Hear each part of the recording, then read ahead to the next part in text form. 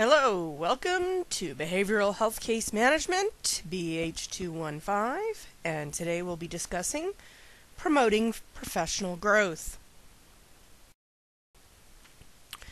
So one of the big tasks any manager has to do is performance evaluations on their staff. And these are usually done on an annual basis. If you have a new employee, it can be done at the 1 month or 3 month or 6 month basis to assess how they're doing. In general, managers do not like this task. It is very hard to judge people. You never know how somebody's going to react, and more importantly, it is difficult to assess exactly how well someone is doing a job without really following them for days, and there's a lot of complications. But in a behavioral health service environment, they do really need to be assessed because we're dealing with people and we're dealing with clients who could be potentially harmed if the staff member is not doing their job. So if it's performed correctly with sensitivity, performance evaluations can be extremely beneficial. So it's that necessary evil that has a very positive outcome. So why do we do it? A performance evaluation is a judgment of another human being, at least of his or her recent job performance. It is meant to number one, be helpful to that individual in promoting growth. If you deliver the message in a productive and positive way, you can help the person become a better employee. And two, and in this case it might be the more important result we're looking for, designed to provide better services to our clients. If a supervisor publicizes how much they hate doing performance evaluations, and staff members, of course, hate being judged, there is a negative mindset on both the manager and the employee's perspective. So you have to approach it from a positive perspective. And this is an opportunity for improving communications as well as a means to promoting professional growth. Other benefits of performance evaluations include an excellent performance evaluation can provide insurance from being demoted or fired, or in other words, it provides job security. So if you're not sure how you're doing and your boss comes over to you and does an assessment and you find out that he or she is really pleased with your performance, that is great! And you feel great about your job. It provides both the manager and the employee an opportunity to step back and assess just how well the staff members' daily activities contribute to effective client services and to meeting the organization's mission and goals. And remember, ultimately, we are working for the company. We're not working for our employees. Performance evaluations can also help us refocus activities and priorities. So sometimes when we are inundated with work, we sometimes lose sight of what is the most important part of our job. And this is when a meeting with our supervisor can help us focus in on what exactly has to get done and what is the priority. For the supervisor, it provides clear feedback to a staff member who is not performing, that there needs to be immediate remediation, or else there will be potential consequences. Termination, they're going to get written up, those kinds of things. So, when we're looking at a performance evaluation, it is a multifunctional tool that can either help us reward an employee or put an employee on notice that they need to do a better job. So, how do we document an inadequate job performance? Written evaluations provide documentation of the individual's poor performance and that the required warnings and all due process is in place. If you do an oral warning, a verbal warning. You meet with the employee, you have a chat with them, and you tell them, listen, you have to do this, or this better. You should put a memo in your file that you met with this employee on this date, or you can even, and this is a better option in many cases, email that employee a follow-up and say, we met today, just as a reminder, to discuss these 3 elements and that we would like you to perform these elements at a higher level of expectation. A verbal warning is the first step in most cases, but the written warning is really getting the ball rolling. A paper trail consisting of performance evaluations can be used to provide evidence that the decisions are neither arbitrary, capricious, unfair, impulsive, nor unanticipated. Yes, we got our thesaurus out. And here's the reality. People love to sue. We live in a litigious society, and oftentimes it is far easier to settle with an employee than to take them to court. So you want to protect yourself from potential lawsuits or, if a union environment, a union grievance. So let's talk about the characteristics of a good evaluation, and there's a lot of them. So it should be performed ethically. It should be based on fair, clearly stated criteria. It should be fair. Use previously understood criteria. The basis for evaluation should be understood by both the supervisor and the employee, and these criteria were in place prior to the evaluation period. So all of a sudden, creating new criteria to assess a person is not a satisfactory methodology for this situation. Avoid comparing staff members. This is a very challenging idea because you want to say, listen, why can't you be more like this employee who gets their job done and doesn't whine and doesn't spend all their time complaining to me about their job? Evaluation should be objective, not based on how other people have done. If comparisons are made, unnecessary competition may result. Also, comparisons may lead to problems with confidentiality. And again, in our business, confidentiality is one of the tenets. It is one of the bulwarks, the supports. So we have to maintain confidentiality within and without, within our employees and with our clients at all times. Other characteristics, we have staff differentiation. Some supervisors have difficulty rating their employees, so they give everyone a high rating, despite the fact that some employees have varying levels of competence and productivity. You can't be nice and give everybody an A+. It makes them all happy.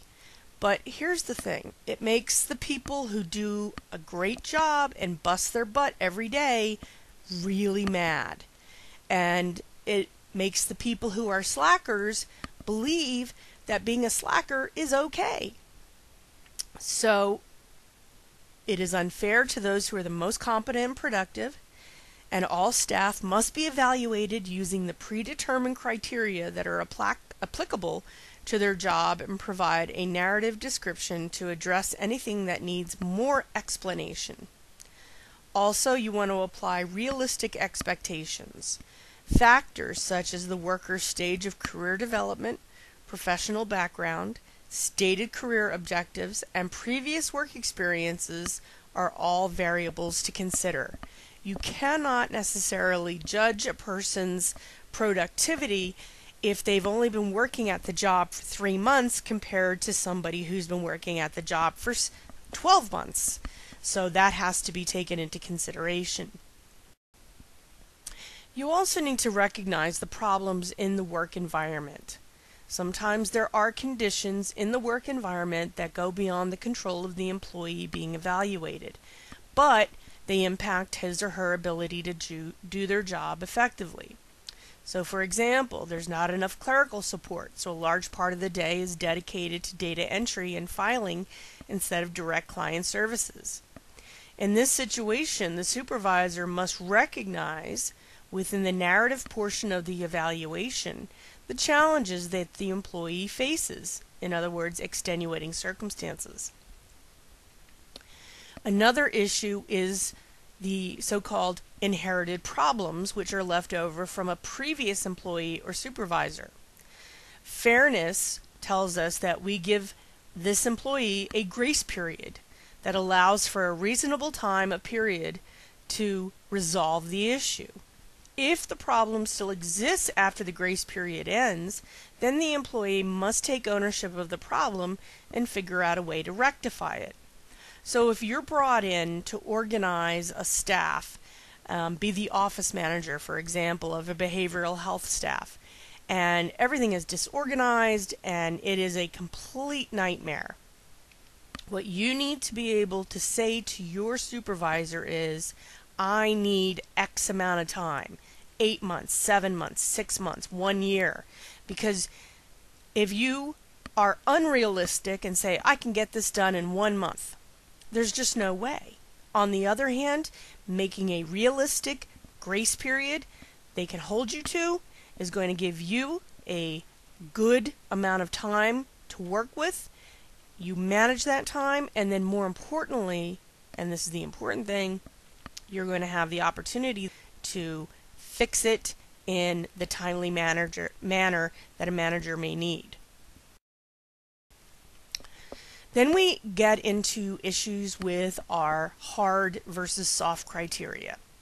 Hard criteria, which are our standard factors, and these include being on time, following the rules, the policies, the procedures, having job knowledge, communication skills, and timeliness of work. If something is due on a certain date, is it submitted on a certain date?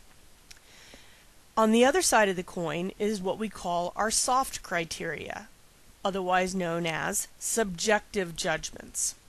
These qualities include attitude, initiative, cooperativeness, being a team player, professionalism, adaptability, cultural sensitivity, commitment to client services, and the ability to work well with others.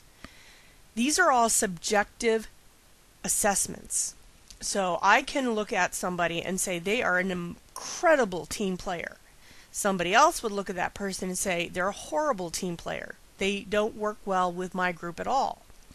So these subjective measurements are what we oftentimes see people going after in litigious situations. So somebody gets fired for not being a good team player and not working well with others. Lawyer says that they were fired for bias. So a lot of times organizations focus on evaluating their staff only on hard criteria.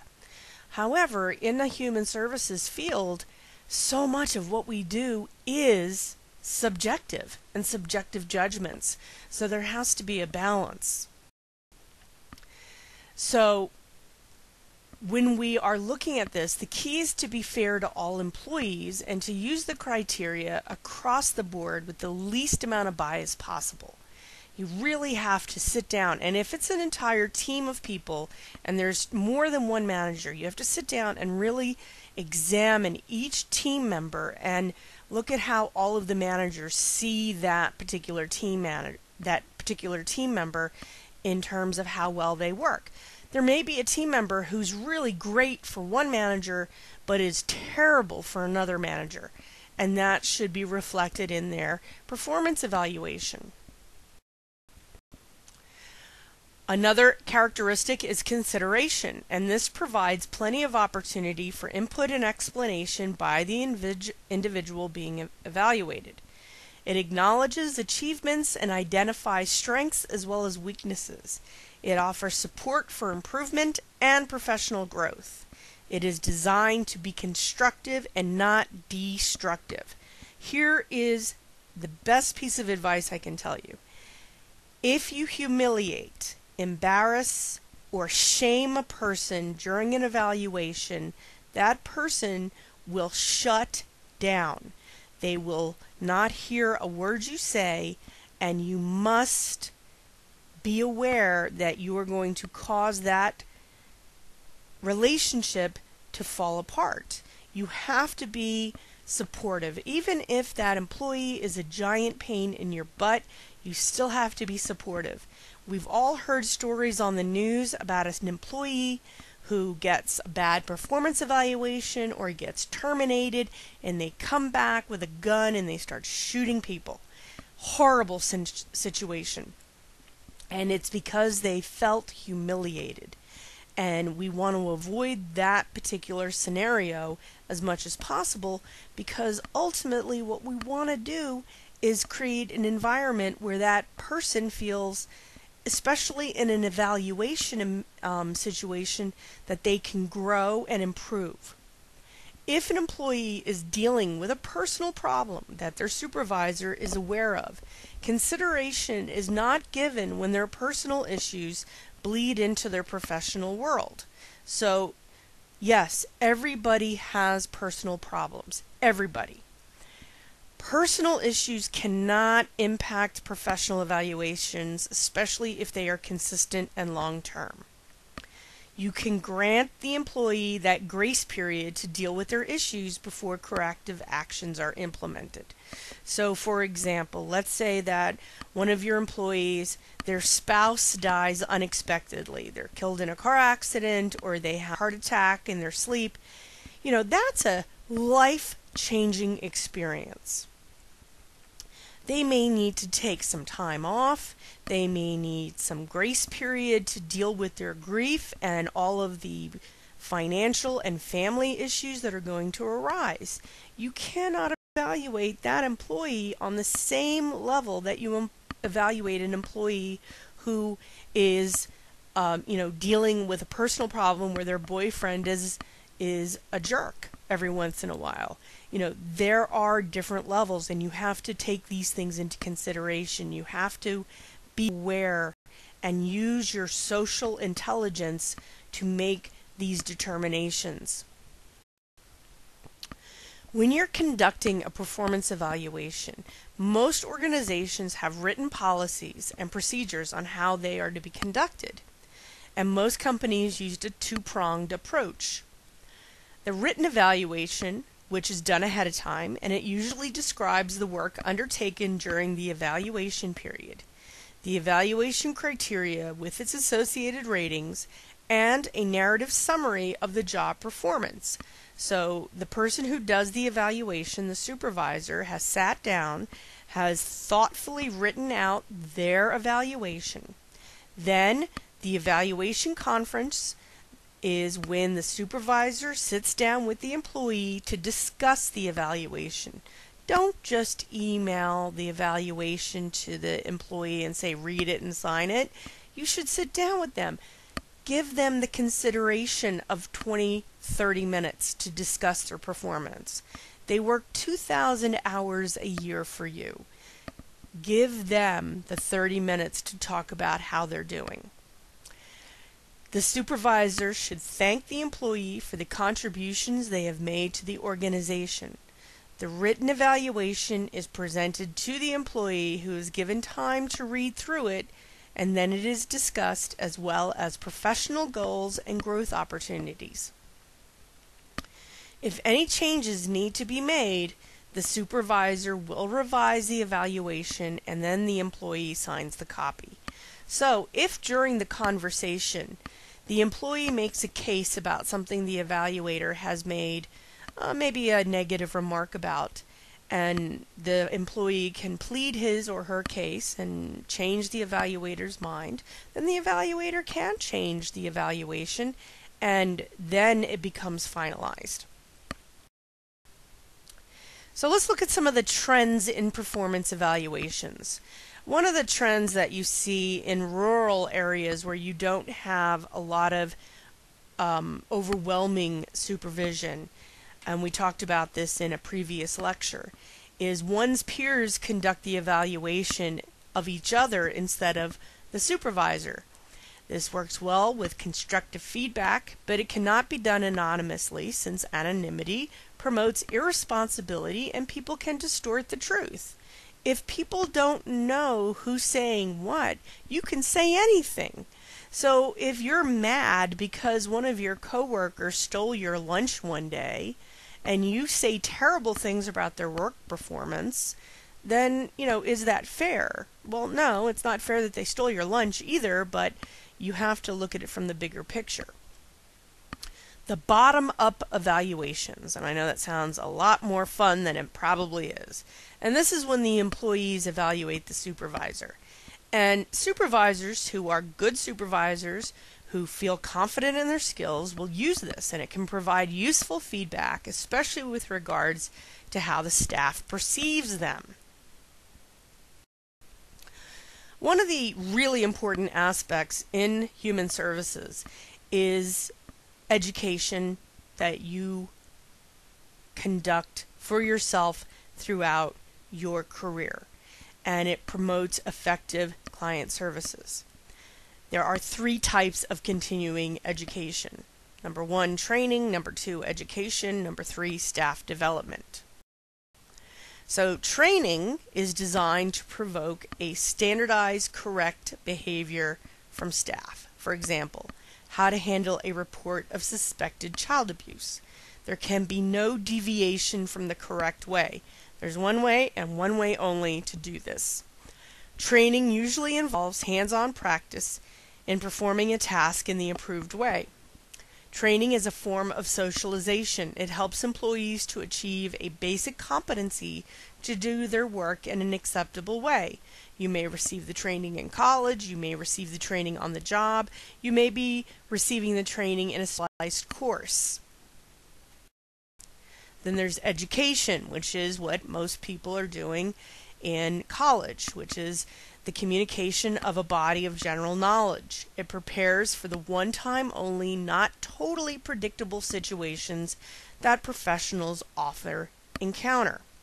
If the situation was predictable, it could be something that a person could be trained for.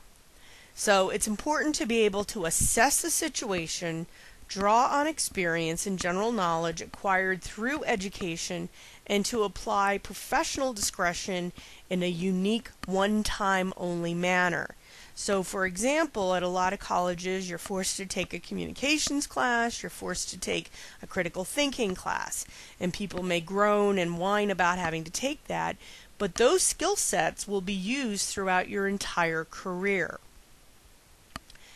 Education helps us adapt to unusual circumstances. So, for example, in the 1980s, gay men and intravenous drug users sought out human services because they were getting sick. It took 10 years before people understood what HIV and AIDS really was and how to manage it.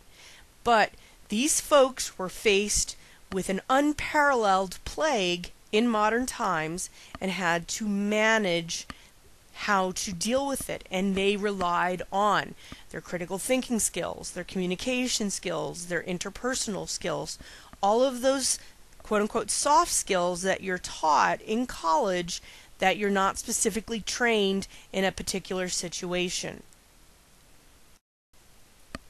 Then we have staff development, which is usually done at your place of employment.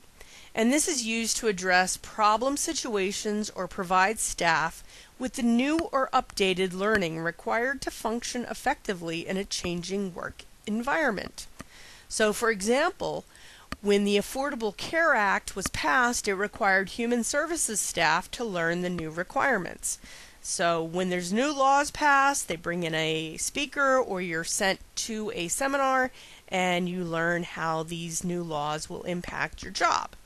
Another example would be how to use Narcan, which reverses the effects of an opioid overdose.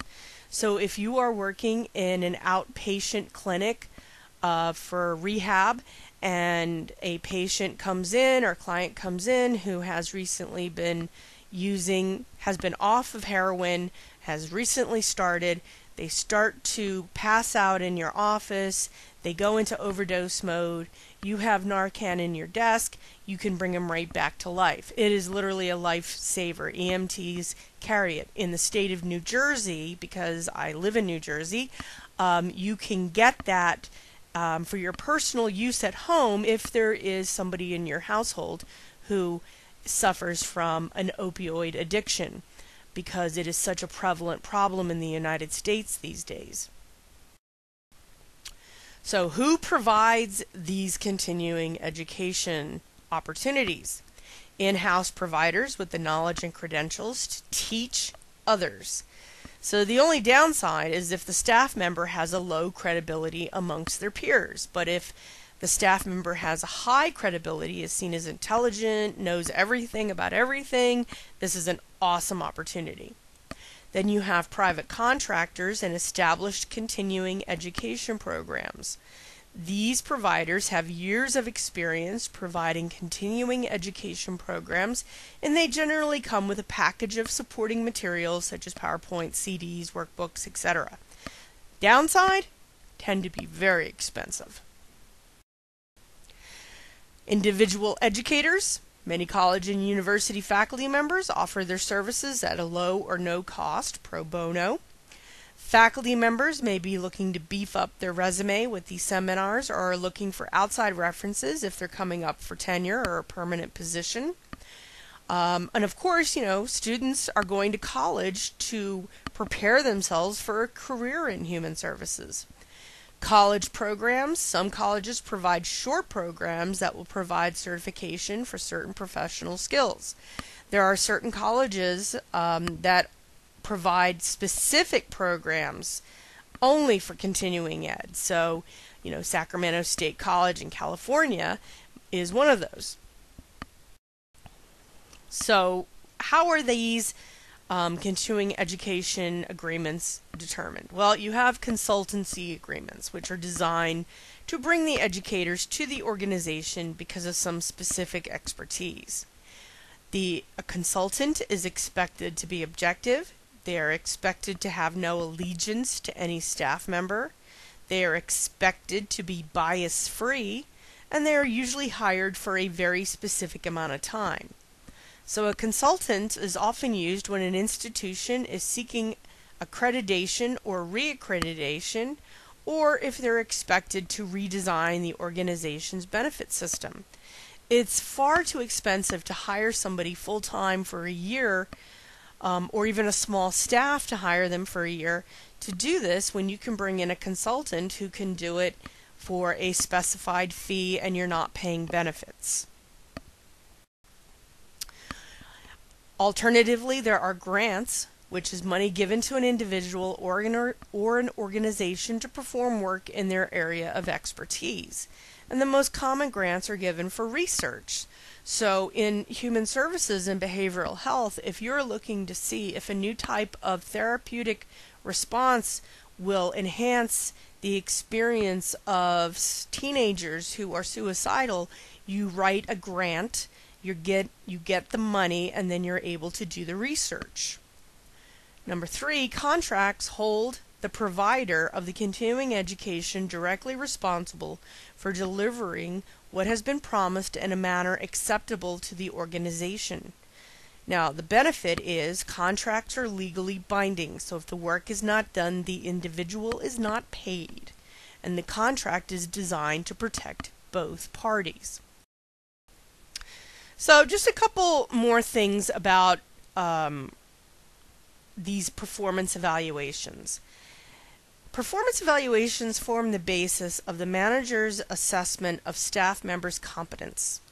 These impressions help a manager to make recommendations or decisions as to who should be recommended for promotion when a vacancy opens up. Promotions should be based on merit. The person who has done the best job should be the person who is promoted. That's the concept. Now, obviously, we all know examples where that hasn't happened. It allows the manager to reward past performance and to suggest that an employee is capable of even greater growth and more responsibility. Transfers are another way of rewarding a good employee. Coordinating a transfer can be gratifying if the new match turns out to be a good one and the staff member is successful and happy in their new job. a friend of mine who worked in Delaware was given the opportunity to work in London, England, as a transfer. And he was absolutely excited and delighted and beyond happy because that had always been a dream to live in Europe. So, that was a situation where his hard work and effort really paid off. However, it may be appealing to transfer a low-performing employee to another position within the organization, but it is not a good idea.